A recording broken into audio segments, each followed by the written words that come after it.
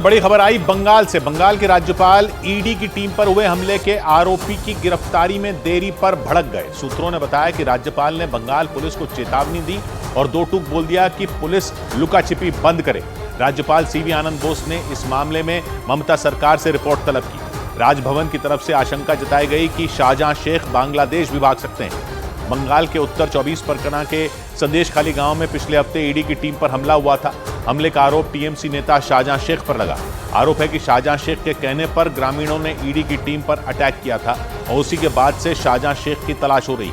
TMC नेता शाहजहां शेख के खिलाफ लुकआउट नोटिस भी जारी कर दिया गया। इस मामले में बंगाल के राज्यपाल ने ममता सरकार से रिपोर्ट तलब की। वो पुलिस पर भी भड़के क्योंकि ईडी पर हमले के आरोपी शाहजहां शेख पुलिस की पकड़ से बाहर है। उत्तर 24 परगना के संदेशखाली गांव में शाहजहां शेख का अच्छा खासा दबदबा माना जाता है और कहा जाता है कि संदेशखाली गांव के लोगों पर शाहजहां शेख की अच्छी पकड़ है। शाहजहां शेख के इस दबदबे से जुड़े कुछ वीडियो भी आए।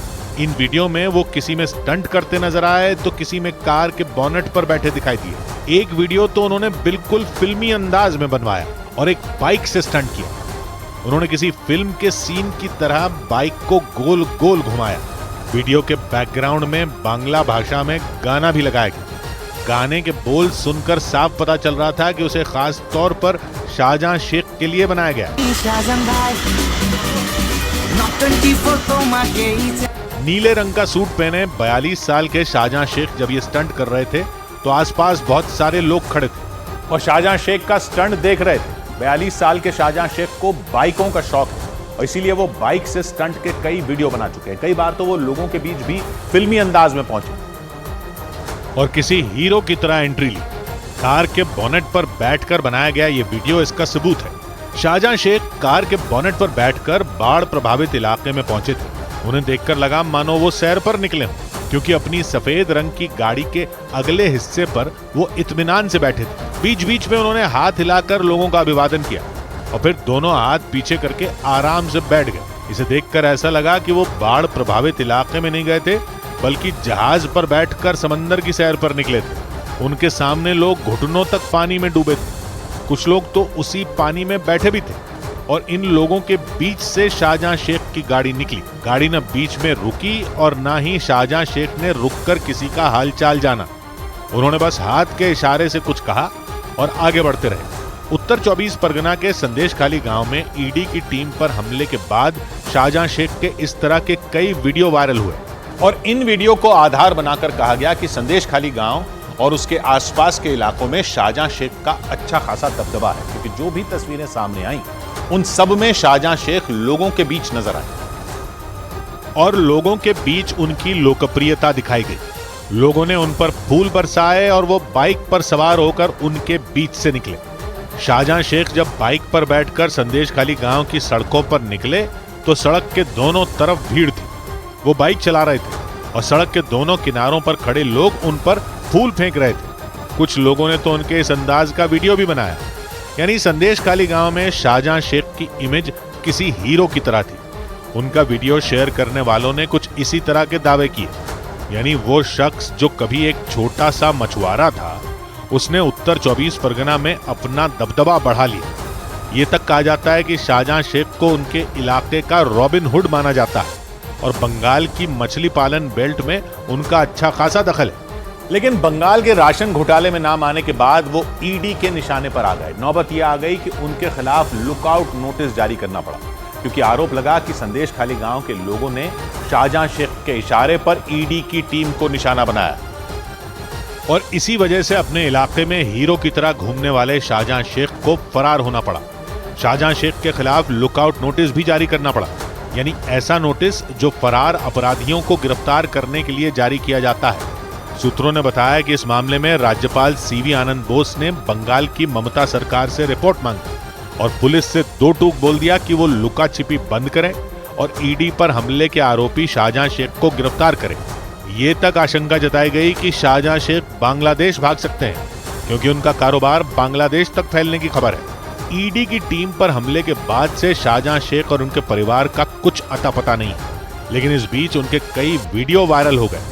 ये वीडियो इस बात की ओर इशारा करते हैं कि संदेशखाली गांव के लोग उनके एक इशारे पर कुछ भी कर सकते थे। इसीलिए इन तस्वीरों का कनेक्शन ईडी की टीम पर हमले से जोड़ा गया, क्योंकि भले ही हमले के वक्त शाहजहां शेख वहां मौजूद नहीं थे, लेकिन भीड़ उनके समर्थन में वहां पहुंची थी और फिर उसने ईडी की टीम पर हमला कर दिया था।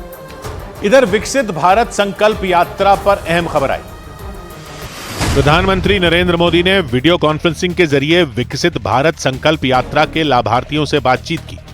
पिछले हफ्ते ही इस यात्रा में शामिल होने वालों की संख्या बढ़कर 10 करोड़ से ज्यादा हो गई।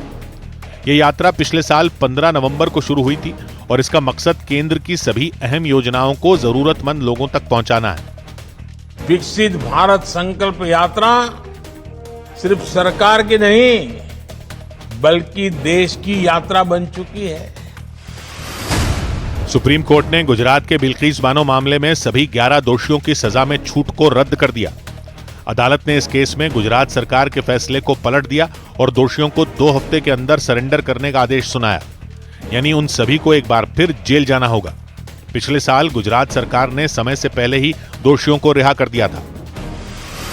आरजेडी नेता और नीतीश सरकार में मंत्री अनीता देवी ने राम मंदिर को लेकर विवादास्पद बयान दिया। उन्होंने अक्षत वितरण कार्यक्रम पर सवाल उठाते हुए बीजेपी पर निशाना साधा।